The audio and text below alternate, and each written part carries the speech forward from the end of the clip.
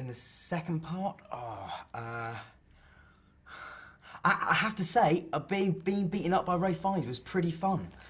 It wasn't always comfortable, but it was fun. I did quite enjoy. I enjoy scenes like that where I get slapped around a bit. It's quite fun. Yeah. So that was good. That was definitely a highlight. Being on the underground cart, which takes us inside Gringotts, being on that cart with Rupert, a guy called John, Warwick Davis, and Helena Bonham Carter, and then Emma, was great fun, because it was just, we were all soaking wet. It was you know, we were just making jokes, and it was hilarious. It was really, really good. That was a fun day, definitely. Fun few days.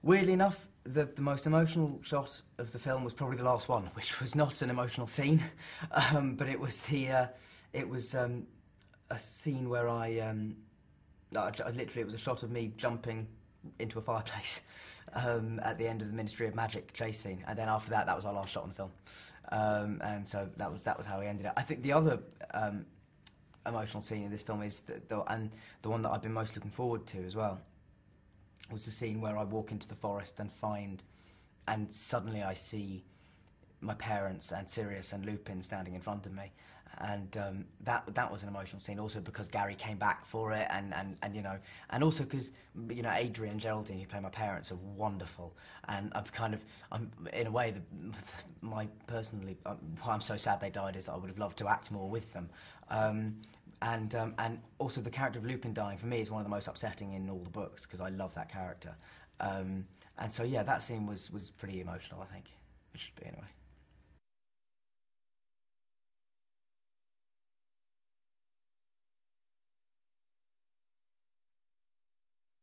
Fight for your life, I suppose, would be one of the main themes. It's a battle to save Hogwarts. It's a battle to survive. It's a battle to see the next morning. That's kind of the thrust of most of the film. And also it has all the Harry Potter themes of, you know, friendship and all those things, and how tested that can be. And, you know, in this even more extreme situation, how much these three, four, five, you know, the whole school relies on each other, and that's what I love about it. It's about communal spirit. And surviving.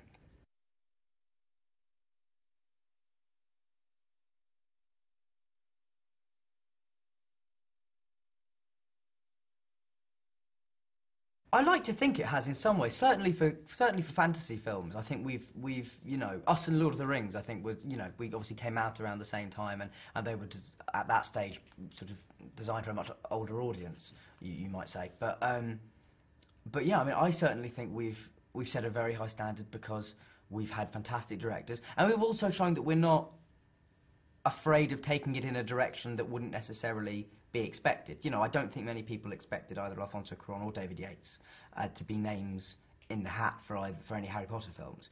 But, you know, thanks to our producers, who have had the courage to say, you know, this guy could make an amazing Harry Potter movie, it's set us apart slightly from other fantasy films. I think we're really, really interesting. We have fantastic actors, and also, I mean, what sets Harry Potter apart from other entertainment is just the fan base, ultimately, is so vast, and so supportive that, yeah, I mean, it's hard for other things to compare for it. But you know, but obviously now there's films like Twilight and the Narnia films that all came out, and you know, and they're doing well as well, and brilliantly in Twilight's case. But I think Harry Potter manages to combine an innocence and an Englishness with an edge you rarely see in sort of supposedly children's films.